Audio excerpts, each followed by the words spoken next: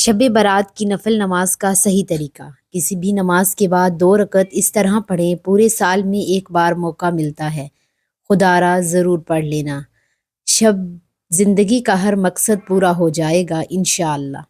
ناظرین، ایک ایسی رات جس رات کے اندر انسانی زندگیوں کے بارے میں بہت اہم فیصلے کیے جاتے ہیں۔ کون مرے گا اور کون جیے گا، اور کون اس دنیا میں ایک نئی زندگی کی شروعات کرے گا، اور کون اس دنیا کو چھوڑ کر اس دنیا کو الوداع کہے گا۔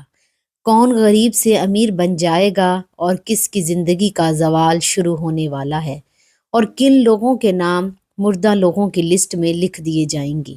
ناظرین، آج کی اس منفرد ویڈیو میں ہم آپ کو بتائیں گے کہ شب برات کی حقیقت کیا ہے، اس رات میں نامہ اعمال کیوں تبدیل ہوتے ہیں، اور اس رات میں انسانوں کے بارے میں کون کون سے اہم فیصلے کیے جاتے ہیں، اور اگر خدا نخواستہ ہمارا نام بھی مردہ لوگوں کی لسٹ میں لکھا چکا ہے تو ہمیں کیا کرنا چاہیے۔ اس رات کتنے لوگوں کی مغفرت کی جاتی ہے، اور اس رات کون سے وہ بدبخت لوگ ہیں جن کی مغفرت نہیں کی جاتی، اور حضور صلی اللہ علیہ وآلہ وسلم نے اس رات کون کون سے عمل کرنے کا ارشاد فرمایا، اور مسلمان ہم کو شب برات کو کس طرح گزارنا چاہیے۔ ناظرین، ان تمام تر سوالات کے جواب قرآن و حدیث کی روشنی میں آج کی اس ویڈیو میں ہم آپ کو بتائیں گے۔ ناظرین، شبان المعظم کی 15ویں رات کو شب برات کہا جاتا ہے۔ شب رات کو کہتے ہیں، اور برات کے معنی ہے بری ہونا، چونکہ اس رات کو مسلمان توبہ کر کے اور اللہ تبارک و تعالیٰ کی بارگاہ میں اپنے گناہوں کی معافی طلب کرتے ہیں، اور اللہ تبارک و تعالیٰ کی بارگاہ میں اپنے گناہوں کو چھوڑنے کا عہد کرتے ہیں، تو اللہ تبارک و تعالیٰ اپنی رحمت کے صدقے بے شمار مسلمانوں کو جہنم سے نجات دے دیتا ہے، اسی لیے اس رات کو شب برات کہتے ہیں۔ حضرت عطار بن یسار رضی اللہ تعالیٰ عنہ بیان کرتے ہیں کہ لیلۃ القدر کے بعد شعبان کی 15ویں رات سب سے افضل رات ہے۔ ناظرین، آپ کو بتاتے چلیں کہ شب برات فرشتوں کے لیے اللہ تبارک و تعالیٰ نے عید کا دن مقرر کیا، جس طرح کہ اللہ تبارک و تعالیٰ نے زمین پر رہنے والے انسانوں کو 2 عیدیں عطا فرمائیں، اسی طرح اللہ تبارک و تعالیٰ نے آسمان والوں کے لیے بھی 2 عیدیں مقرر رکھیں، ایک شب برات اور دوسری شب قدر۔ انسان چونکہ یہ دونوں عیدیں دن میں مناتے ہیں، جبکہ فرشتے یہ دونوں عیدیں رات کو مناتے ہیں۔ اللہ تبارک و تعالیٰ نے ان دونوں راتوں کو فرشتوں کے لیے عید اسی لیے مقرر کیا کیونکہ انسان رات کو سو جاتا ہے، جبکہ فرشتے رات کو سوتے نہیں، اور وہ ہر وقت اللہ تبارک و تعالیٰ کی عبادت میں مصروف رہتے ہیں۔ ناظرین، شب برات کے متعلق اللہ تعالیٰ نے ارشاد فرمایا، قسم ہے اس روشن کتاب کی، بے شک ہم نے اس برکت والی رات میں اتارے، بے شک ہم ڈر سنانے والے تھے، اس میں بانٹ دیا جاتا ہے سب کچھ۔ محترم ناظرین، شب برات جہاں ہم دیگر نوافل کا اہتمام کرتے ہیں، بہت ساری نفل نماز پڑھتے ہیں، میری آپ سے گزارش ہے کہ شب برات یہ 2 رکعت نماز نفل آپ ضرور پڑھیے گا۔ اس نماز کی پڑھنے کی بہت زیادہ فضیلت ہے، اور اللہ رب العالمین کو یہ نماز بہت زیادہ پسند ہے۔ اس نماز کی فضیلت کے بارے میں رسول اللہ صلی اللہ علیہ وآلہ وسلم نے ارشاد فرمایا کہ فرض نمازوں کے بعد نوافل میں سب سے افضل نوافل یہ ہیں۔ یہ فرض نمازوں کے بعد نفل نماز میں سب سے زنفیل نماز ہے، یہ آپ شب برات والی رات ضرور ادا کیجیے گا، اس کی پڑھنے کی بہت زیادہ فضیلت ہے۔ اس رات یہ نوافل آپ ضرور پڑھیے گا۔ اس نماز کے پڑھنے کا طریقہ کیا ہے، نیت کیسے کریں گے، اس نماز کا وقت کب شروع ہوتا ہے، کب ختم ہوتا ہے، مکمل طریقہ آپ لوگوں کے ساتھ شیئر کرنے جا رہی ہوں۔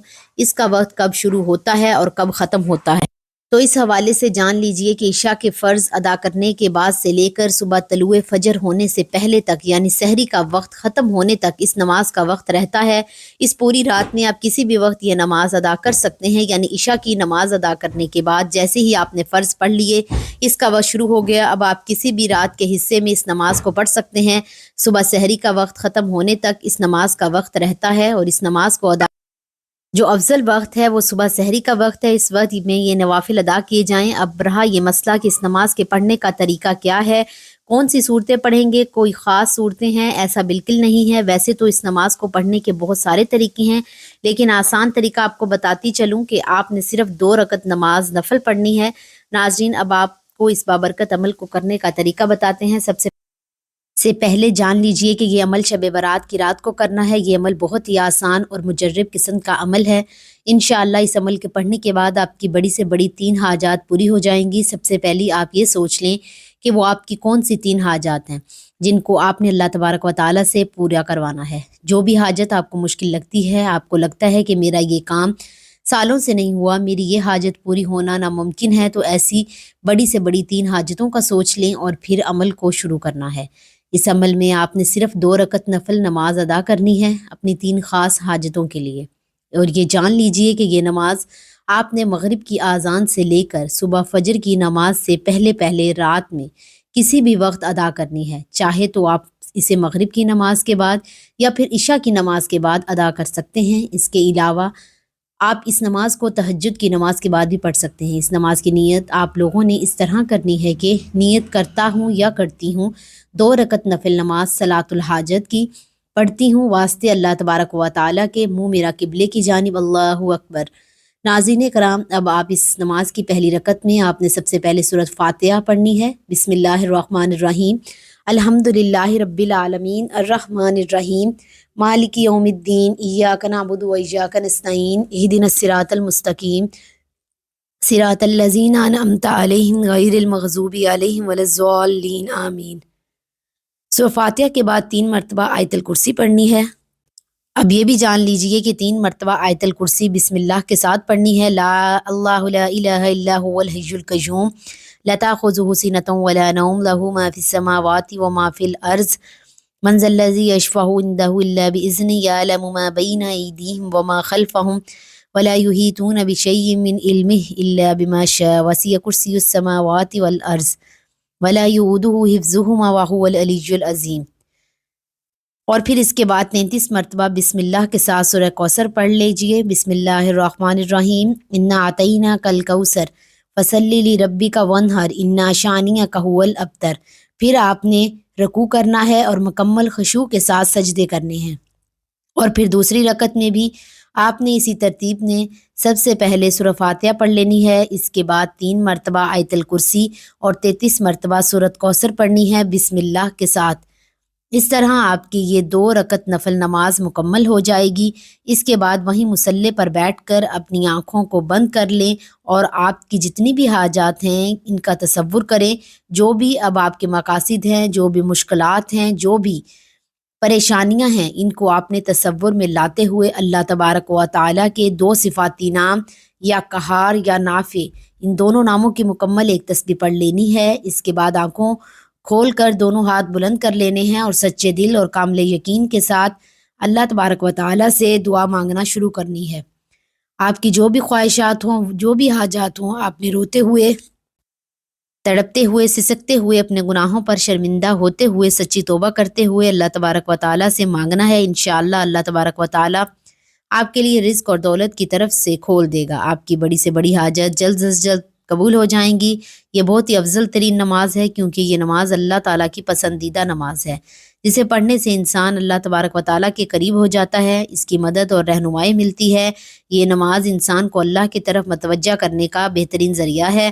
حضرت عثمان بن حنیف رضی اللہ عنہ سے روایت ہے کہ جو شخص کسی حاجت یا مشکل میں مبتلا ہو اور وہ 2 رکعت نفل نماز پڑھے، پھر اللہ کا ذکر کرے، دعا کرے، تو اللہ تبارک و تعالیٰ اس کی حاجت پوری کر دیتا ہے۔ نماز دل میں سکون اور اطمینان پیدا کرتی ہے اور انسان کے دل کی پریشانی اور اضطراب کو دور کرتی ہے۔ ناظرین، یہ عمل انتہائی بابرکت عمل ہے، اس کو ضرور کیجئے۔ انشاءاللہ اس عمل کی برکت سے اللہ تبارک و تعالیٰ آپ پر دولت کی بارش کر دے گا اور آپ کے گھر کو اتنی رحمتوں اور برکتوں سے بھر دے گا، آپ کو شیطانی وار، جادو، جنات اور آسیب سے محفوظ کرے گا اور آپ پر اپنی رحمتوں کو برسا دے گا انشاءاللہ عز و جل۔ اللہ تبارک و تعالیٰ سے دعا ہے کہ یا اللہ اس بابرکت ماہ کے صدقے میں ان 2 نوافل کو اپنی بارگاہ میں شرف قبولیت عطا فرما۔ اے رب کریم، زندگی میں جتنی بھی بد نصیبیاں، رکاوٹیں اور پریشانیاں ہیں، سب کو اپنی رحمت سے خوش نصیبی اور آسانی اور سکون میں بدل دے۔ یا اللہ، جو دروازے بند دکھائی دیتے ہیں انہیں اپنے فضل سے کھول دے، جو امیدیں ٹوٹ چکی ہیں انہیں پھر سے زندہ کر دے۔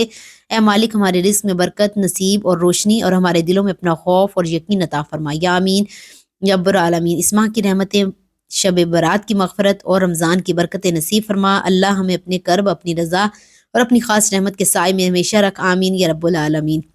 دعا ہے کہ اللہ تعالیٰ نیکی کی بات کو سننے، سمجھنے اور اس پر عمل کرنے کی توفیق عطا فرمائے، آمین یا رب العالمین۔